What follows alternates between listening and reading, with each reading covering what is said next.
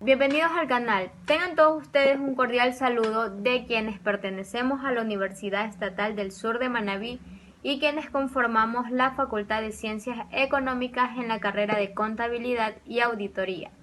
Área de nivelación vespertina, paralelo B, grupo número 2. Quienes habla, Balón Rivas, Joana Ninosca y compañeros. Batalla Cabrera, Milena Estefanía. Burgos López, Natalie Brillí. Burgos Rodríguez, Dinio Sleider. Ceballos Manrique, Carlos Alberto. Chávez, Kelvin Joel. Y Garzón Moreira, Thaís Yamilet. Breve historia socioeconómica del Abya Yala.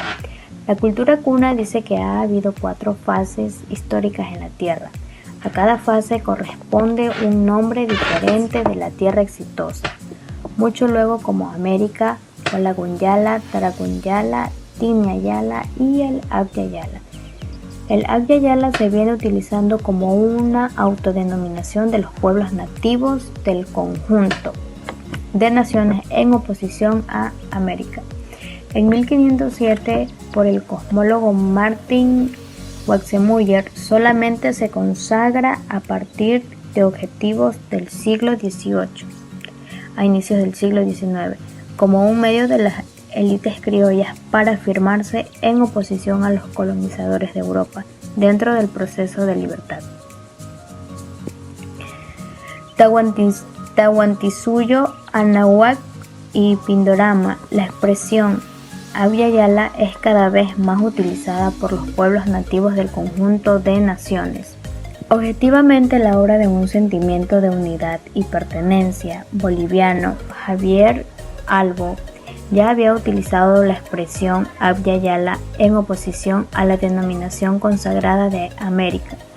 La primera ocasión que la expresión ha sido explícitamente utilizada con aquel sentido político ha sido en la segunda cumbre continental de los pueblos y nacionalidades nativos del Abya Yala, hecha en Quito en el 2004.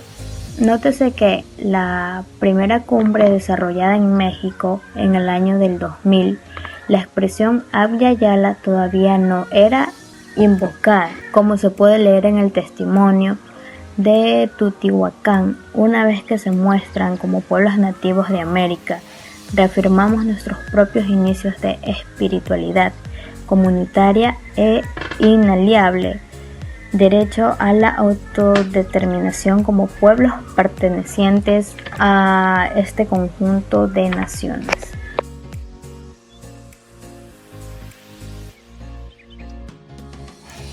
En las grandes civilizaciones de Mesoamérica encontramos la cultura, economía, sociedad y política.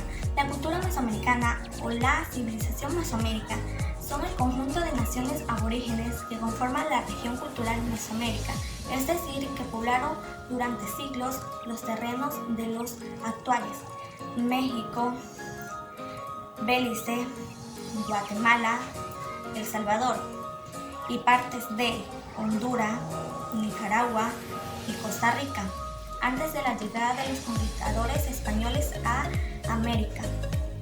La economía en los pueblos mesoamericanos se sustentó en lo que fue principalmente en el trabajo humano, al no contar con maquinarias o animales de carga.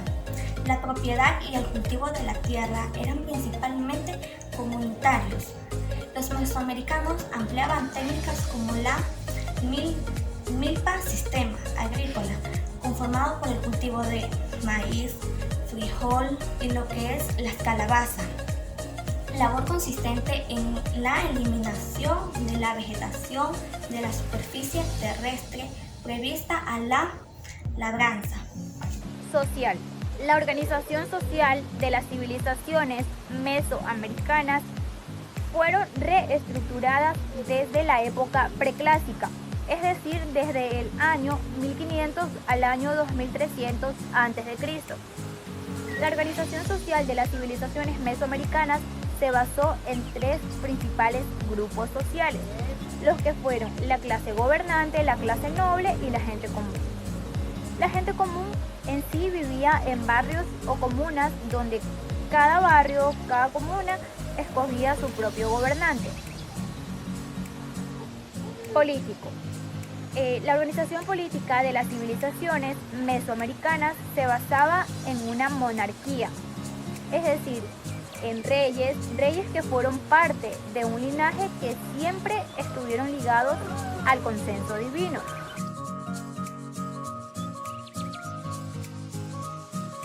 Normas económicas de la dominación colonial, mitas, obrajes, concertajes y haciendas. Durante la época colonial, desde el año 1492 en adelante, especialmente en el continente latinoamericano, se desarrollaron conjuntos de formas de dominio económico sobre las colonias. Estas características especialmente del Imperio Español, que poseía la gran parte de colonias hispanas. Dichas particularidades además fueron propiedades de la era feudal. Sin embargo, en esta situación aplicaba a la era colonial. Sin embargo, las figuras eran las mismas, en donde por medio del feudalismo, en donde existía un señor y un súbdito. El súbdito era quien preparaba y elaboraba las tierras y el señor era el que poseía defensa y quien ejercía el despotismo, o sea, abusaba de su funcionalidad a su gusto total. Todos estos vasallos se les colocaba impuestos, o sea, tributos. Ciertos eran en especies y parte de la producción, otras en monedas hermosas, dependiendo de lo cual el señor deseara. A esto había sido lo cual se le nombró despotismo tributario y además imperio en la era colonial. Otras de las formas de dominio fueron 1.1 mitas. Se desarrolló primordialmente en las regiones coloniales, en donde se le obligaba a los hombres a hacer trabajos que eran observados públicamente como una forma de pagarle al Estado. El tributo que hicimos alusión hace líneas atrás, en esta manera de dominio entre los 18 y 50 años de edad, que los hombres eran capacidades que tenían que elaborar minas, haciendas, estructura de templos, puentes, senderos, entre otros. Hablamos sobre el obraje. Eran las pequeñas industrias textiles en donde los nativos eran forzados a laborar. Concertaje. El concertaje de indios marcaba un sistema de servidumbre, esclavitud, que era el eje importante del sistema de hacienda. La hacienda era forma de organización económica clásica del sistema colonial español y se usa para explicar un rancho extenso y usualmente en la pampa.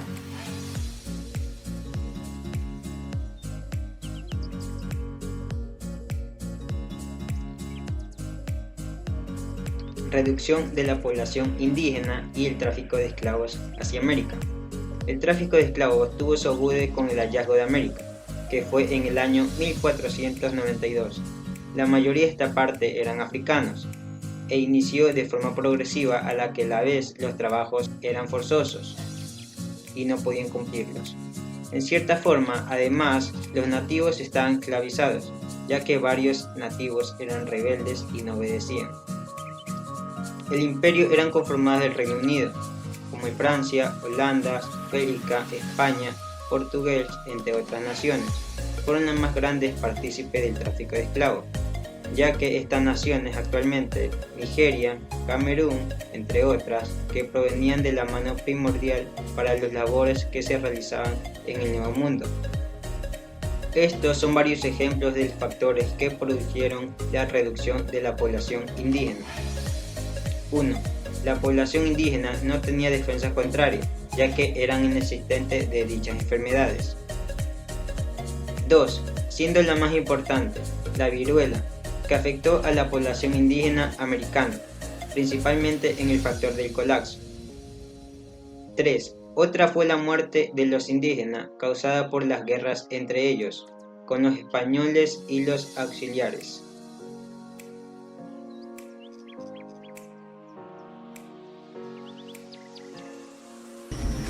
La consolidación del capitalismo y las dependencias centroperiféricas. La teoría centroperiférica, teoría de la dependencia o del intercambio desigual, es una versión ampliada de la tesis de la causalidad acumulativa y establece la estructura jerárquica de las regiones o países. Define las diferencias entre el centro y la periferia. Las actividades más avanzadas se concentran en el centro. El ambiente cultural es más favorable en el centro. La demanda creciente de exportación es propia del centro. Y los rendimientos crecientes duraderos en el tiempo son patrimonios del centro. Sin embargo, las oportunidades de beneficio no son percibidas ni utilizadas en la periferia, que a su vez es incapaz de adaptarse por falta de mano de obra y de capital. Establece una relación de denominación en el centro, por su capacidad de innovación y tecnología institucional. Sobre la periferia no adopta la innovación. La UNESUM crece cada día más, brindando una excelencia académica